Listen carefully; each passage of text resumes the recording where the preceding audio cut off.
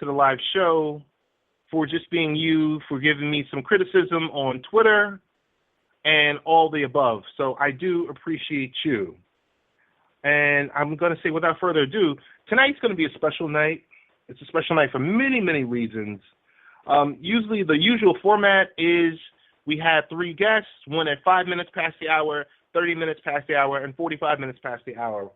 But every now and then you want to run into a PR firm that presents you with these special guests. And tonight, our special guest is Mr. Trabian Shorters. He's the co-editor of Reach, 40 Black Men Speaking on Living, Leading, and Succeeding. And when you run into a powerful personality and person like that, a father, a leader, you don't want to put anyone behind him. So tonight's show won't be your necessary 60-minute show. After Mr. Shorters, we're ending the show. So we're going to drop the mic just like that. I feel really strongly about this person because of what he represents, of what his organization represents, how he's affecting the community. It's a special opportunity to have him here. Before I get into and bring on Trabian Shorters, want to give a big shout out to the Abba Life Center in Eastern Long Island, their Eastern Long Island chapter. On the 29th, they will be giving out 1,000 knapsacks to those that are in need or that require it. So to our youth, we're going to have that wonderful group on next week to talk about what they're doing this year for the Back to School initiative. So it's really, really exciting. Without further ado, I'm going to bring on our guest for the evening, Trabian Shorters. How you doing, sir? Yeah, how you doing, Ted? I'm doing really well, thank you. It's excellent. Before I even get started, I want to thank you for just taking the time out of your evening coming on live with us. We really do. I personally appreciate you. Our listeners also appreciate you also, because I was receiving some direct messages and some people read up on you. So I guess I'm not the only one that's reading up on you. Yeah. But I will not be opening the lines. I'm going to be hoggish tonight, and I really just want to hear your story, because your name came into my circle, I would say early part of the summer. And I was reaching out to various PR stating, how do I get in touch with this person? So every week, let me let you know, on Late Night Parents, we talk about parenting, technology, education, a little bit of sports, and product. We talk about products and product reviews, but we talk about game changers because they're all parents. Yeah. And those specific subject matter experts. But your story is very, very special. So I want to decrease. I'm going to let you increase and tell your story about the BMe community and where you come from, and introduce yourself to our listeners. Sure, great. And thank you for that. That was probably the more gracious introduction I've ever actually received, so I really do appreciate that. Look, my network is called BMe Community. It's a network of inspired Black men and other people of all races and genders who are committed to building better communities based on an authentic narrative of who Black men are, what these communities are, and what are the causes that we all care about. And in the work, we're literally in 6 cities with over 18,000 members, and we've funded and supported Black men who are deeply and personally committed to the well-being of others.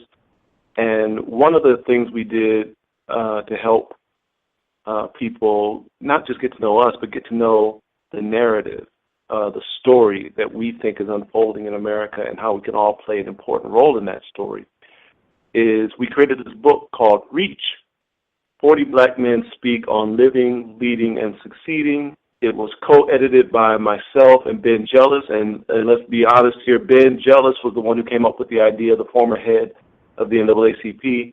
He and I were sitting around talking about the importance of the work, both his work at the NAACP back then and my work in starting BMe. I was head of the John S. and James L. Knight let me not overspeak. I was vice president of the John S. and James L. Knight Foundation at the time, and head of their communities program. So Ben and I were talking about, the narrative, the popular narrative around Black people and Black men in particular, and how consistently negative it was. And he said, we should do a book, man. We should just share real stories about real guys and let them talk about their real lives and tell people how they dealt with the same issues that everybody else dealt with, how they became great men, why they decided to give back to community. And so that's how the project started. It was Ben Jealous's idea. We then went and called, friends and asked them if they'd be willing to contribute to the book, and it was off and running.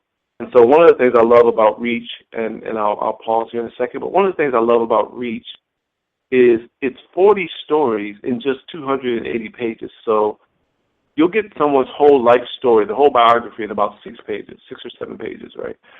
So it's never boring reading.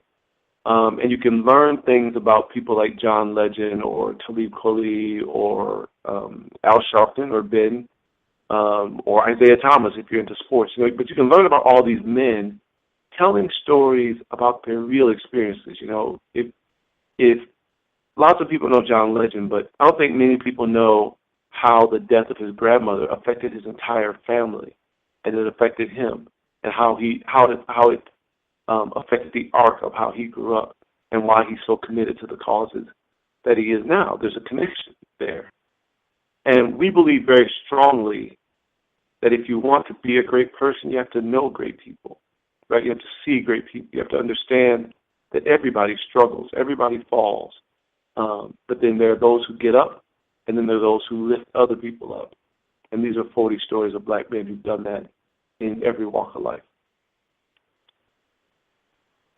Travian, that's powerful, and I do have an e-copy of the book, and I'm starting to, I just received the e-copy of the book, so I will be reading it, and the fact that you can get 40 stories in 200 or so pages, phenomenal work. I'm sorry, I was just going to say, we're in the digital age, so we can't do the autobiography of Malcolm X, length of thing and expect the young people to get to the end of it, but we can definitely do 6 or 7 pages. They're very engaging stories, very remarkable men. And let me, if you don't mind, I'm going to share a little bit about my own story, which is also in the book. Oh, that's excellent. Go ahead. Okay, great.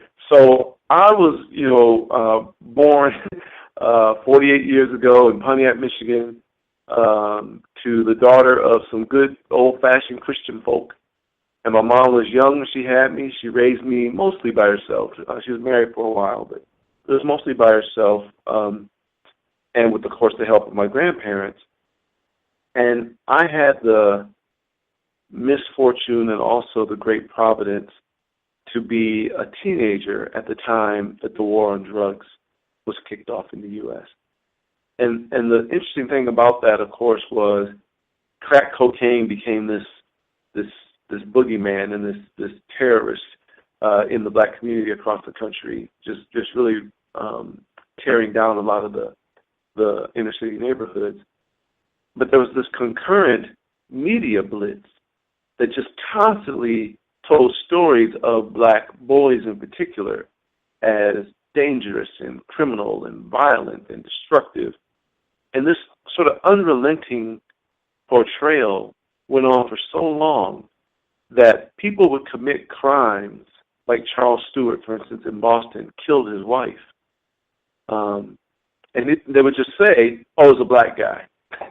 Some random Black guy showed up out of nowhere and he did this really horrible crime and just left, right? And people recognized that the image of black males had gotten so consistently negative that you could hang almost anything on them and people wouldn't bat an eye, right? And so we as a whole generation, we grew up on those messages.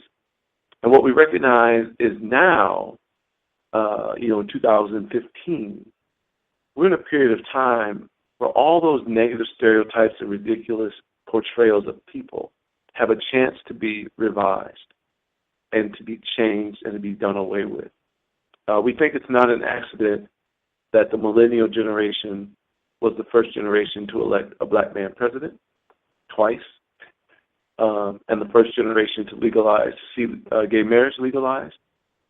And we think that a number of stereotypes and exceptions and perceptions will be changed by this generation over the next decade or so as they mature into power.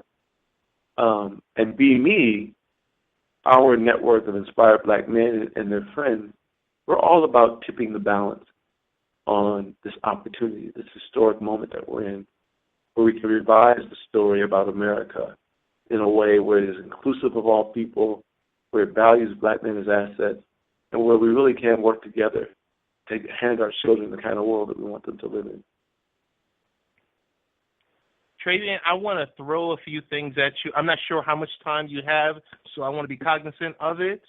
Sure. Do you have a few minutes, or? Oh, yeah. No, man, this is great. I'm excited. Let's go. Oh, okay. And I'm not sure if you heard at the top of the show, usually I had 3 guests. Tonight I said, I'm not going there.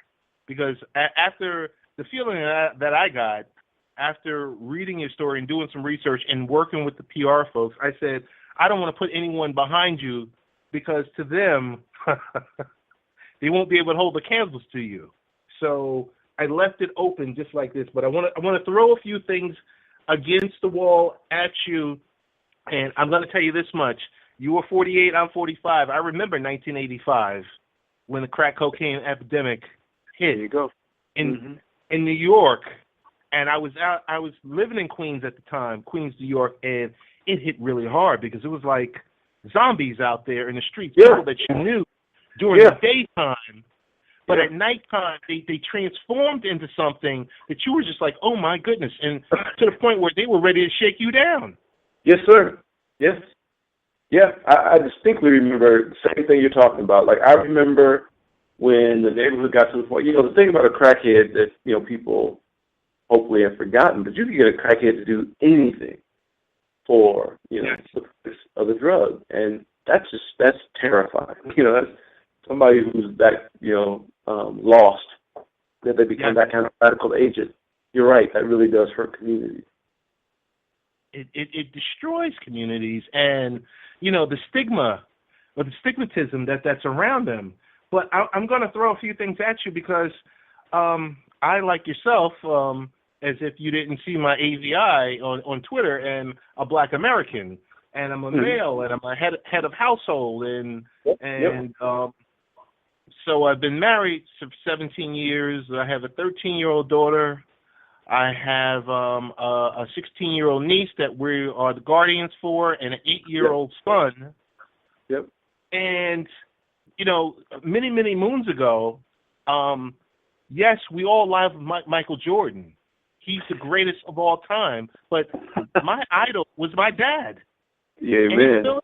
At 83 years young, we could sit there and go to Citi Field and talk and watch a baseball game because that was someone I can connect with and touch versus someone I'm watching on NBC at the time. That's right.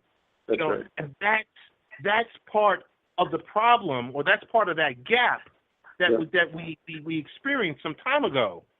Yeah. I don't want to start preaching because yes, I'm a deacon at my church, and yes, I do serve well for my church on the trustee ministry and everything else like that.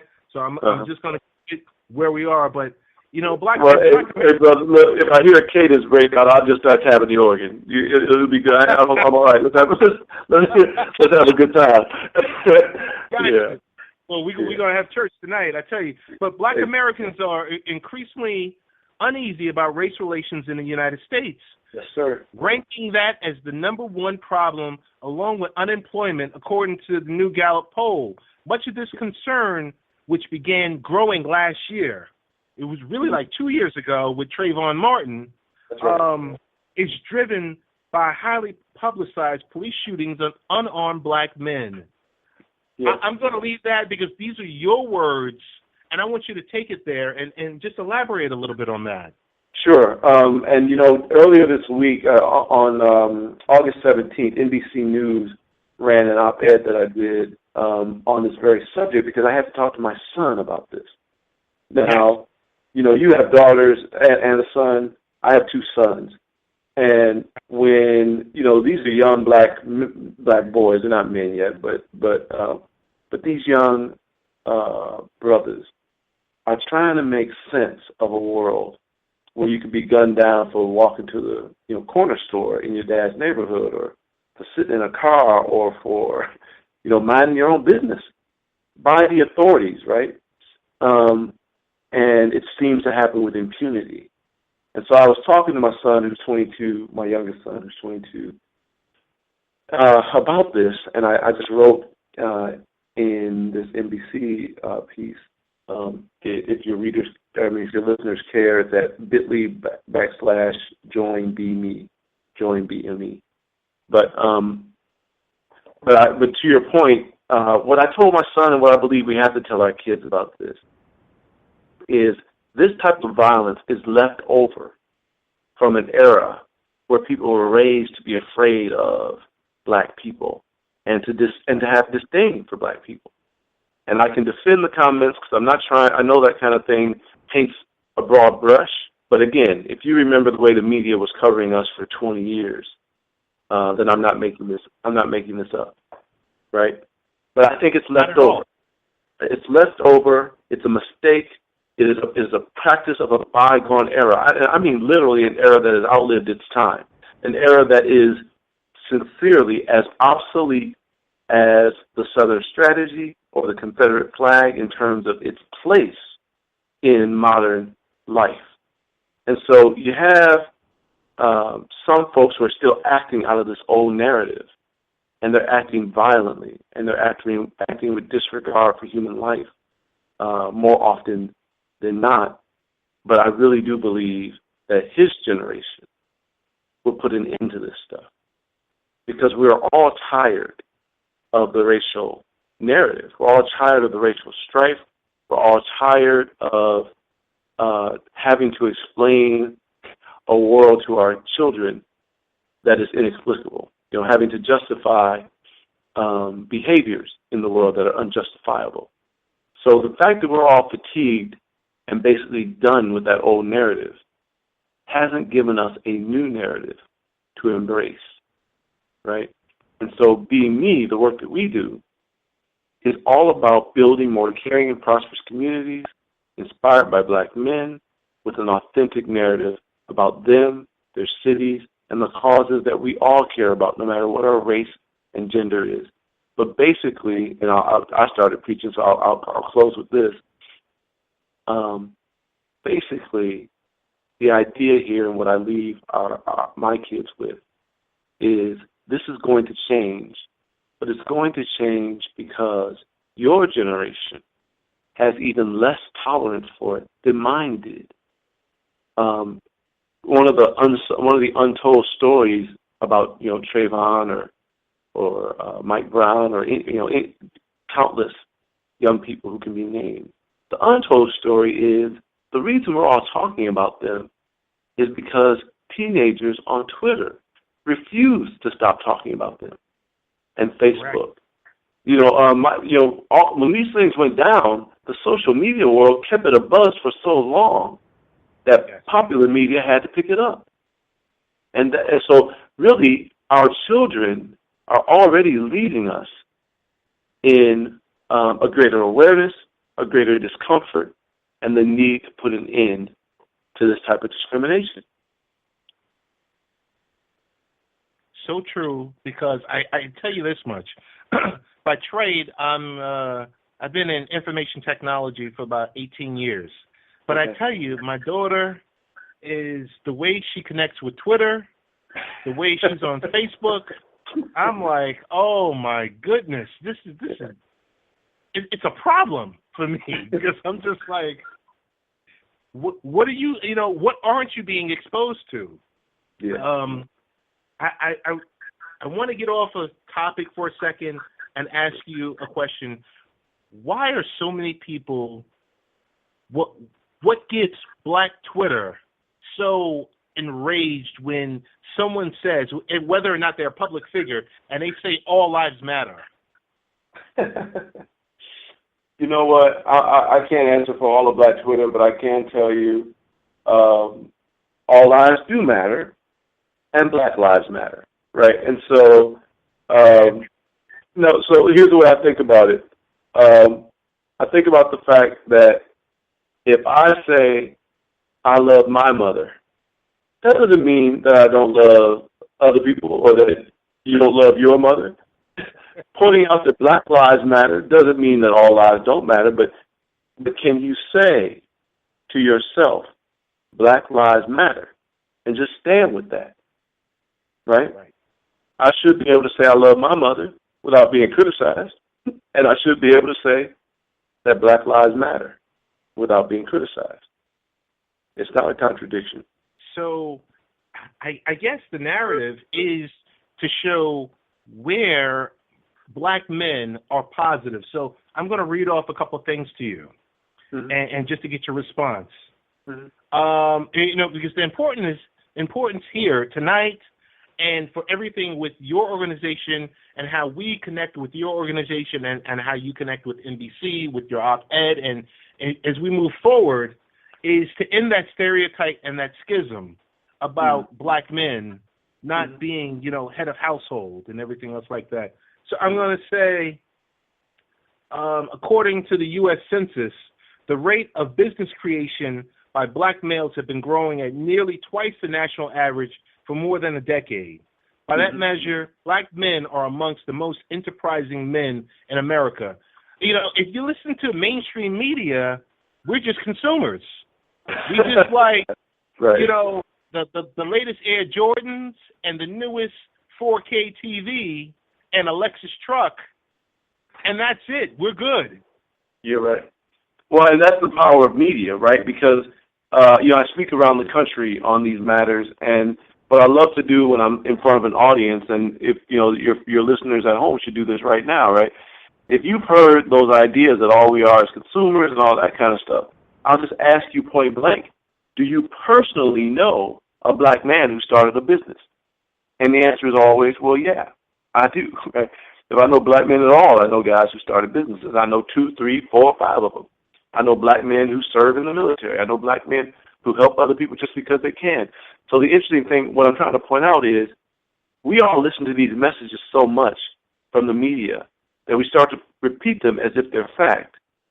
But then when we check our own real-life experience, you all know Black entrepreneurs and Black former soldiers and Black men who help you. So why are you pretending like they don't exist? So true. So true. I'm telling you now, Travian, I'm in the process now of buying into a Black-owned business. Why? Because it's positive, and it's folks that you want to be around and you want to work with, and it's prosperous. And to tell you the truth, sometimes I'm tired of working for someone else. Of course. To be truthful. Of course. One of the characteristics, I didn't mean to cut you off. No, go ahead. Well, I was going to say, BMe is actually based on a lot of research, social science and social psychology research, as well as a bunch of other research on race and messaging. And one of the things that we discovered that I enjoy is Black men as a population are actually signing up in the military at higher rates than all other people. A lot of folks will point out that that's because of economic conditions or something like that. But here's how I would balance that. Black men also tend to give to charities at higher rates than all other men. They tend to stay engaged with their children at higher rates than all other men. And by the way, these numbers come from sources like the National Institutes of Health reported that Black men are engaged with their children more than all other men. The Kellogg Foundation did a report on giving that reports that black households give a higher percentage of their income to charities and all of the households. So these are very reputable sources.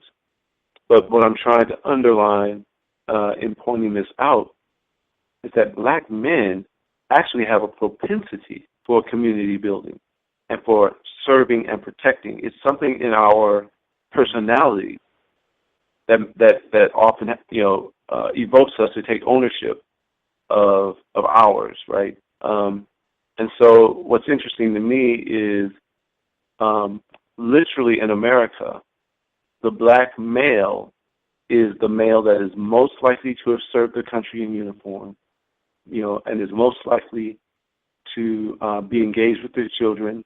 And I mean literally, like when they're in the household, they're changing diapers, they're combing the hair, involved, right? And then they're also the most likely to have given to charity at a higher rate than other men. So when you put together this combination of patriotic, caring, and generous, black men lead in those categories. So I don't ever feel a need to apologize for black men. I always feel like, and don't get me wrong, like I recognize there are negative characteristics too, but part of me thinks, everybody has some negative characteristics. I don't introduce you by your negative trait. I like to introduce you by what you're doing that's positive and good. And for some reason, when it comes to black men, we don't even talk about them unless we got something bad to say. That's true.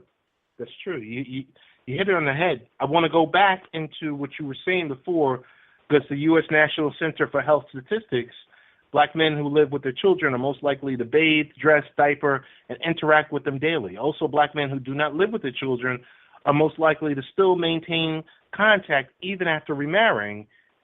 These measures, black men are arguably the most engaged fathers in the country. But you wouldn't know because the narrative out there is, they're the deadbeat daddies. Mm-hmm.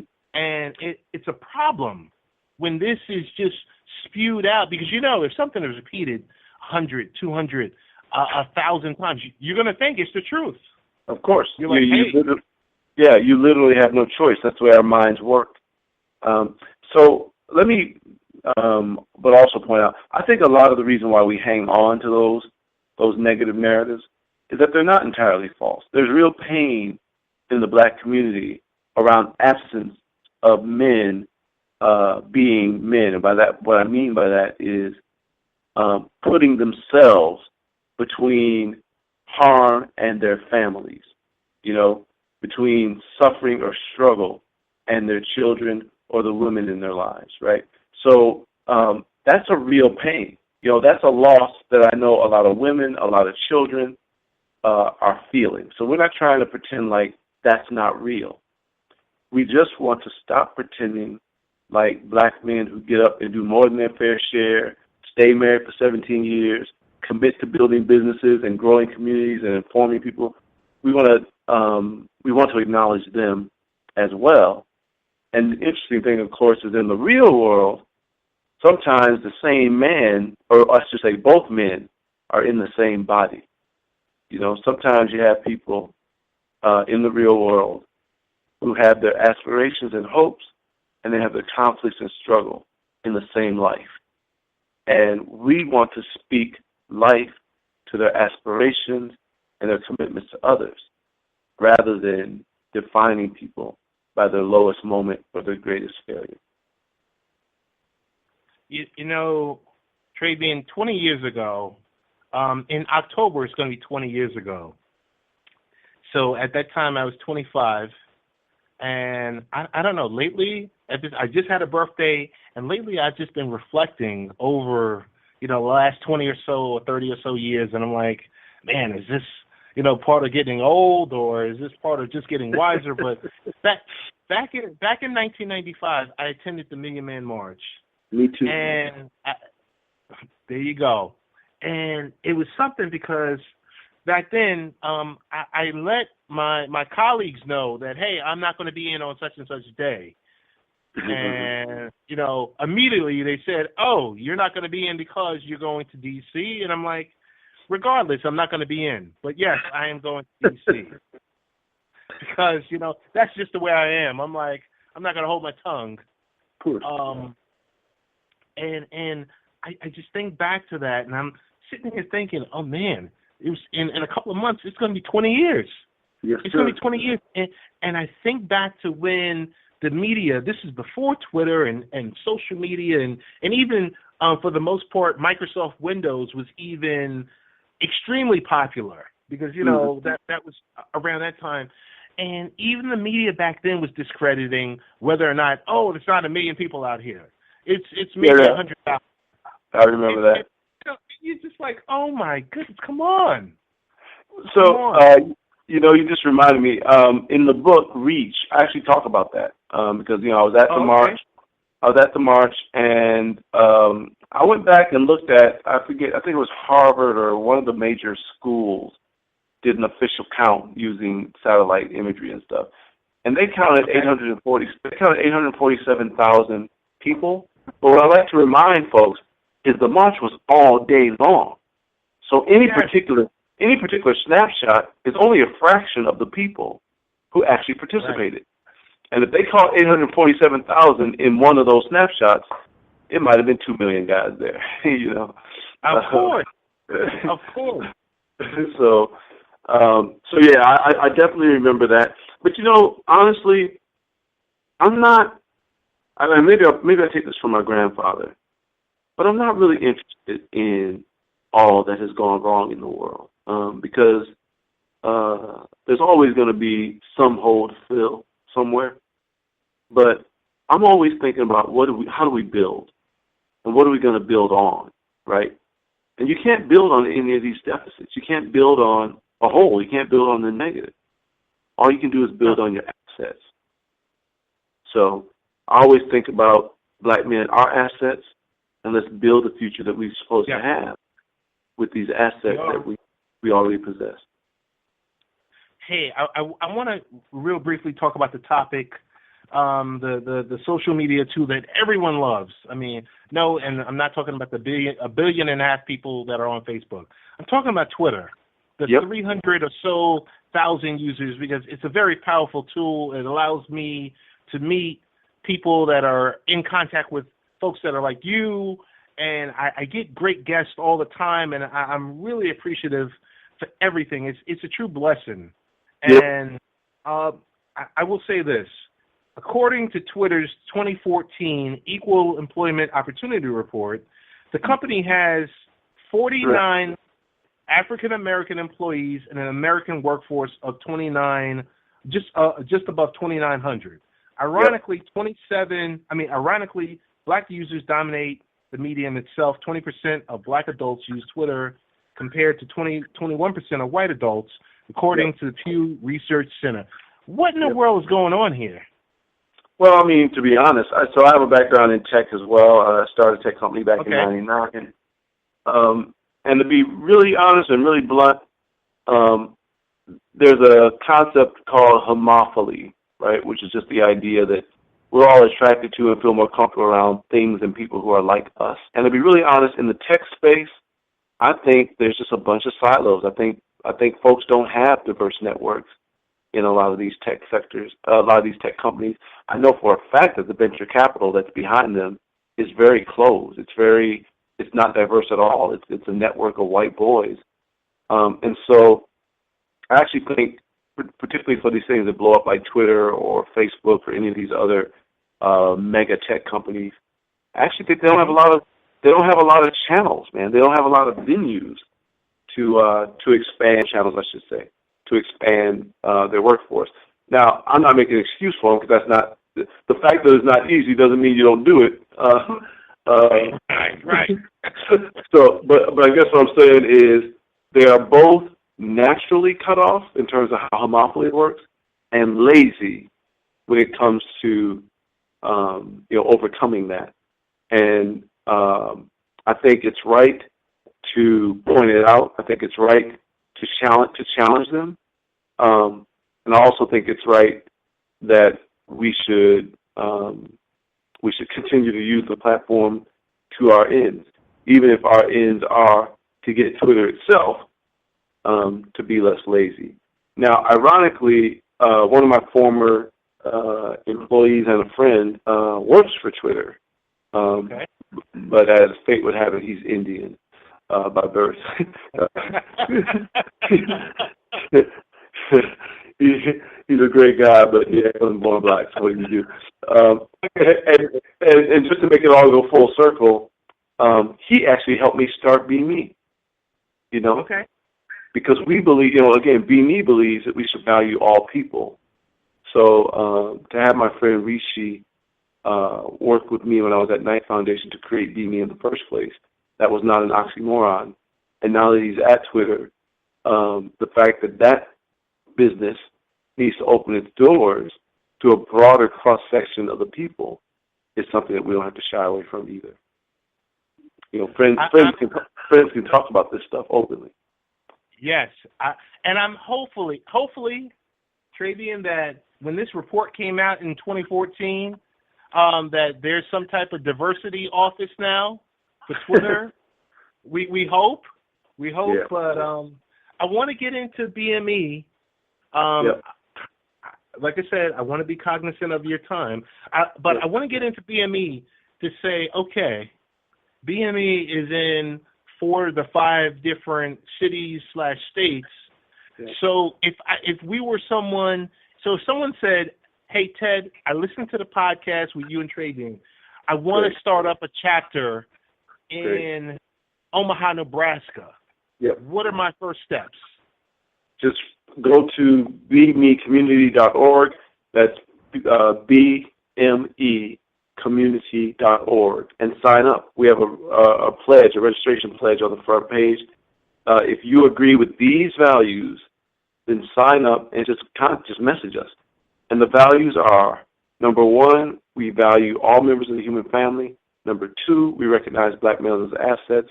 Number 3, we reject narratives that denigrate people. And number 4, we work together to build more caring and prosperous communities.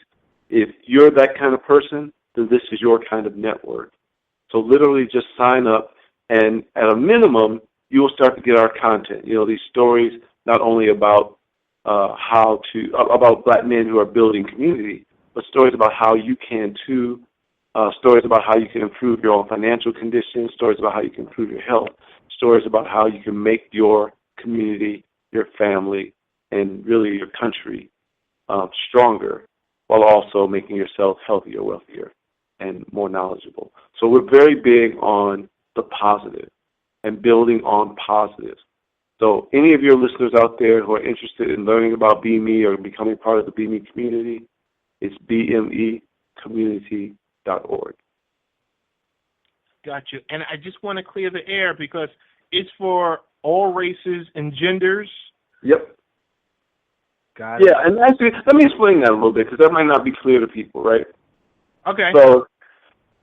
So you know, yeah, because why do you have a network that's about black men, but then you say it's open to everybody, right? But here's why.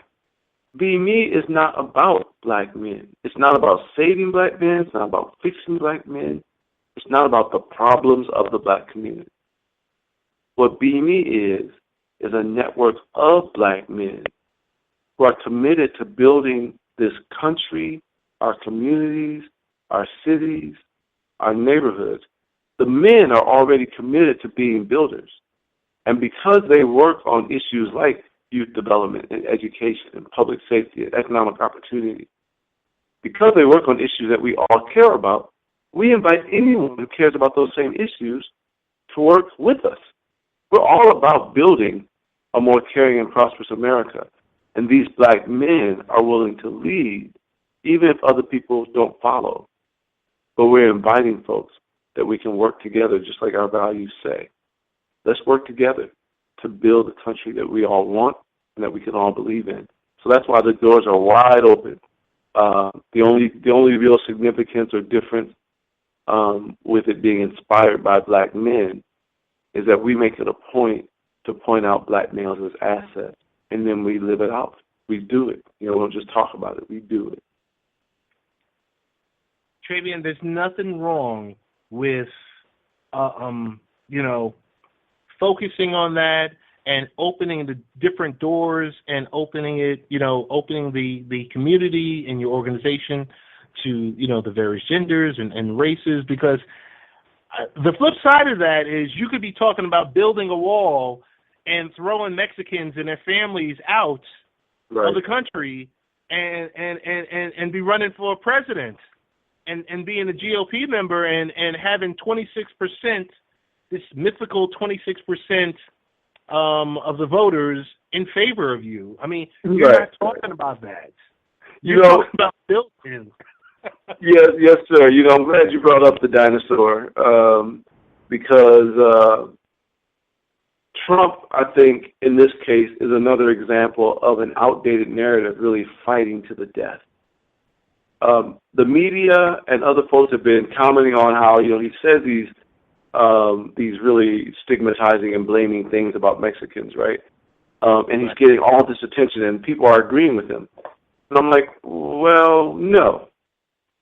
26% of a fraction of the Republican Party has said that they agree with him. But he can't win an election. They're not even going to vote for him.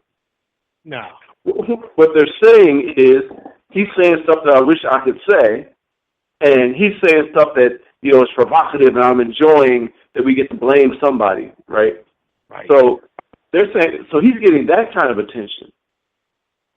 But he doesn't have a shot in hell of becoming president.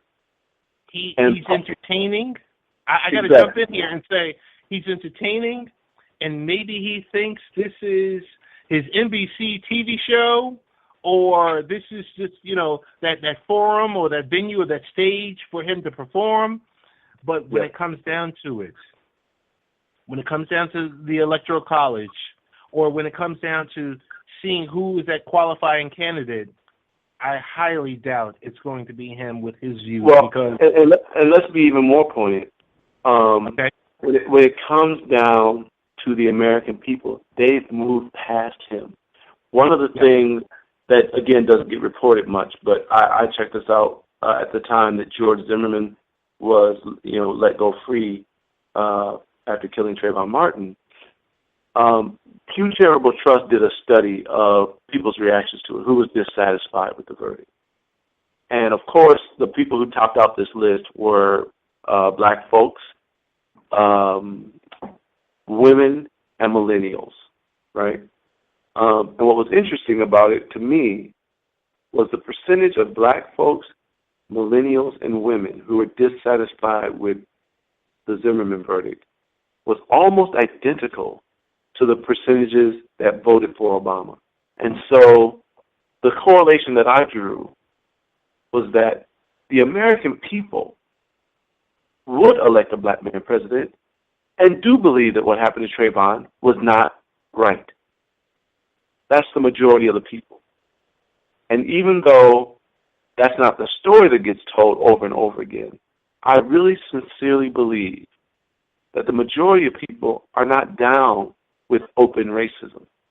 They're not down with the thought that, this young boy's life doesn't matter. I think the majority of people want fairness. They want a country where their children are safe, where they're able to be educated, where the economy is stable. All of us want basically the same stuff.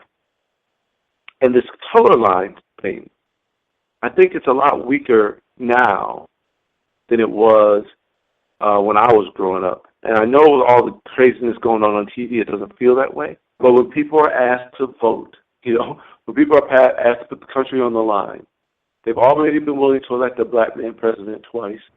They may be ready to elect the first woman to run the country. Yes. So I really, and look, they legalized gay marriage. I really think if we're just looking at where people come down on it, a lot of these old stereotypes and these old narratives are already outdated.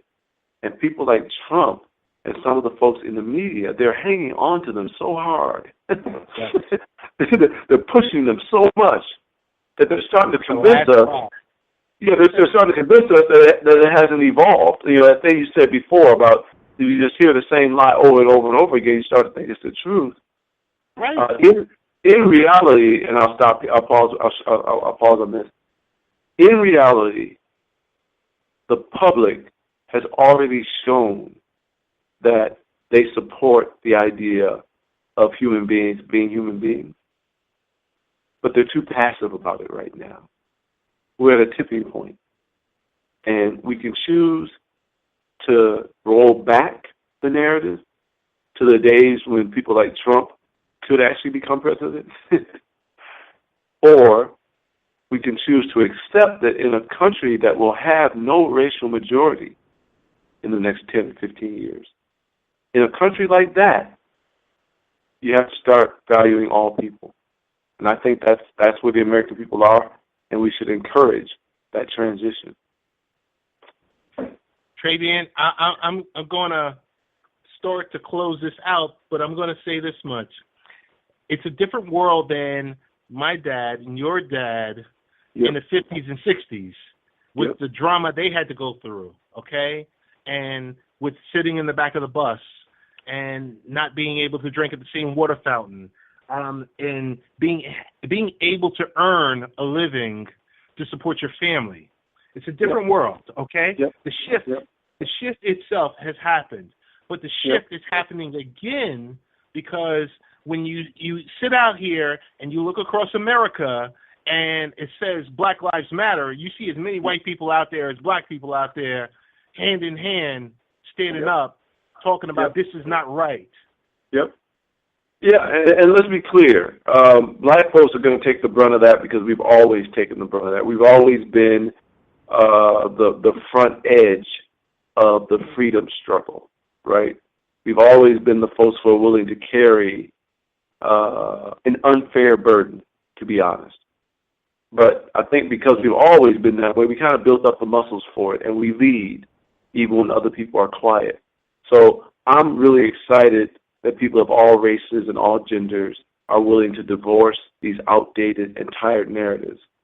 But I do believe some are more willing than others, right? I do believe there will have to be a front guard, a vanguard, people who are willing to put themselves at risk. That's the way movements have always happened. I think the organizers of Black Lives Matter, and there are many, different hundreds of organizers, but certainly the organizers of Black Lives Matter are those people. They put their reputation at risk. They're going to do what it takes to keep us awake and aware. But I agree with you that it is a different time. I'm just not ready to plant the flag of victory yet. I got you. And I also believe, and BMe actually illustrates this, I believe that black people are going to have to lead America to this better understanding of itself, to this more genuine narrative about who we are as a nation and what we stand for and what we won't stand for. And I think that's happening. I think it's a positive thing.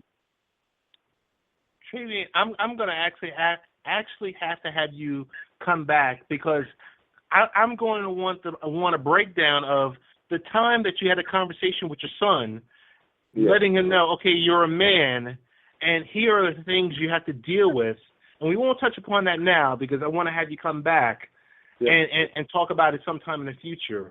But I'm going to close with this. I had Professor Kirk Burkhalter from New York Law School, and he's also a retired detective. And he had that discussion with his son about the do's and don'ts when dealing with law enforcement, what to do when you get stopped by the police, and what not to do. And the thing is, his son is 25 and just graduated college. My son is 8. You said your son is 22. Yep. And when that no longer becomes a discussion topic, that's when we can say we've made it. We could say organizations like BMe have led us to that I guess common ground to take us there. But with that, I'm going to say to you, I want to give you a round of applause, and I don't want you to go anywhere.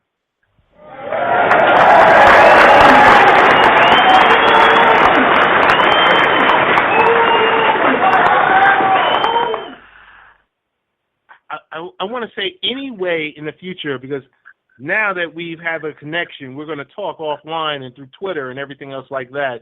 There's any way, if you ever need this as a forum, to reach out, because we air in the UK and New Zealand and all over the place to get your message out. You think of using us whenever you need it. I'm going to say to you, I want to hand the mic back over to you and say, give us the best ways to get in contact with not only you, but BME, and any closing thoughts. Yeah, brother, first of all, I appreciate that generous offer. I meant to say this before. We actually call ourselves BMe. We don't use the initials. But I'm really touched by your generosity. Anyone who wants to connect to BMe Community, you can do so several ways. I already mentioned go to BMeCommunity.org. Also, if you have a hard time remembering that stuff, the Bitly link for us is called My Beliefs Too, right? TOO. So you can get to us that way. If you're in the United States, you can text the word brother to 96,000, and that'll initiate a text conversation that will actually let you register with BMe. Again, you can register with BMe by texting the word brother to 96,000. And then the comment you made about your coming on for other shows, I would love to. My son was confronted by the police while he was on campus a couple of years back, so that's a powerful story. BMe is also, playing a role and involved in the events around the 20th anniversary of the Million Man March. So we'll be doing things related to that. And our book, Reach, we still tour the country. We'll be in Detroit and in New Orleans in the next couple of weeks doing Reach talks with the community about the content of the book and about the issues we're all dealing with today. So thank you again. To all your listeners, please feel free.